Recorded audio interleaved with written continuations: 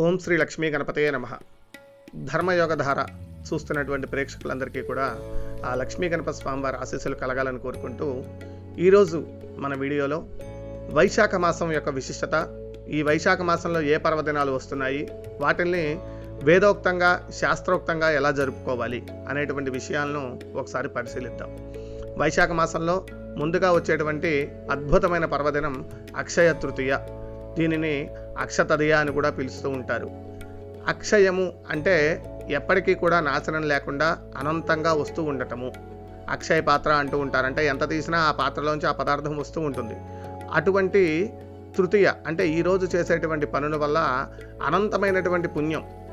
అయితే లౌకికంలో ఇది ఏమైపోయిందయ్యా అంటే అక్షయ తృతీయ రోజున బంగారం కొనుక్కోవాలి, బంగారు ఆభరణాలు కొనుక్కోవాలి అని చెప్పి ఇటువంటి ప్రచారం బాగా ఎక్కువయ్యి జనాలంతా కూడా అటువైపు ఆసక్తి చూపిస్తూ ఉన్నారు. కానీ యథార్థానికి ఇవాళ మీరు చేసేటువంటి పుణ్యకార్యం వల్ల అక్షయమైనటువంటి పుణ్యం కలుగుతుంది. అంటే మామూలుగా మనం ఏదైనా ఒక చిన్న దానం చేసామనుకోండి, ఆ దానానికి అంతే ఫలితం. కానీ అక్షయ తృతీయ రోజు చేసేటువంటి దానం ఏదైనా ఉంటే దానివల్ల అనంతమైనటువంటి ఫలితం కలుగుతుంది అని శాస్త్రంలో చెప్పబడి ఉంది. ఈ అక్షయ తృతీయ రోజున బంగారం కొనటము అనేటువంటి మాట యథార్థానికి తప్పని చెప్తూ బంగారాన్ని లేదా దశదానములు షోడశ దానముల్లో చెప్పబడినటువంటి పదార్థాలను లేదా ఆ వస్తువులను దానం చేయటం అనేటువంటి మాట సరైనదిగా పెద్దలు చెప్తూ ఉంటారు. అంటే కొనుక్కోవటం కాదు, ఈ రోజున దానం చేస్తూ ఉండాలి. అక్షయ పాత్రలో వేసినటువంటి పదార్థం తీస్తూ ఉంటే పెరుగుతూ ఉంటుంది. అట్లానే ఈరోజు కనుక దాత దానం చేస్తూ ఉంటే అతనికి ఉన్నటువంటి ఐశ్వర్యం పెరుగుతూ ఉంటుంది అని చెప్పి శాస్త్రం చెప్తోంది.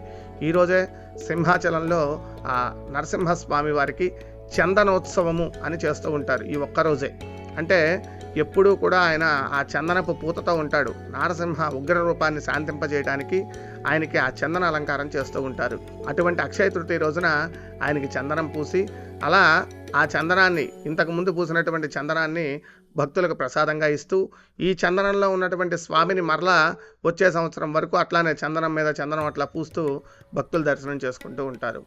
అదొక విశేషమైనటువంటి విషయం. అటువంటి అనంతమైనటువంటి పుణ్యాన్ని ఇచ్చేటువంటి రోజు ఈ అక్షయ తృతీయ.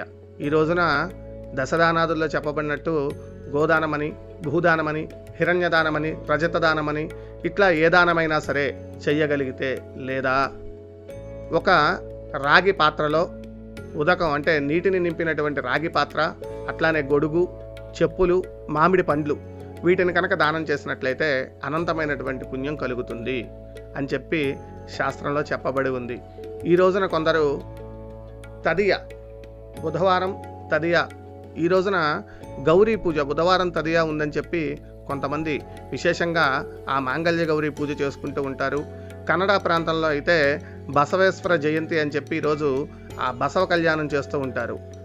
ఏదైనా సరే ఏ రీతిలో చూసినా సరే అనంతమైనటువంటి పుణ్యాన్ని, అంటే మనం చేసేటువంటి స్వల్పమైనటువంటి దానానికి అనంతమైనటువంటి పుణ్యాన్ని ఇవ్వగలిగినటువంటి రోజు ఈ యొక్క అక్షయ తృతీయ అని చెప్పడంలో ఎటువంటి సందేహము లేదు. ఓం శ్రీ లక్ష్మీ గణపతయే నమః.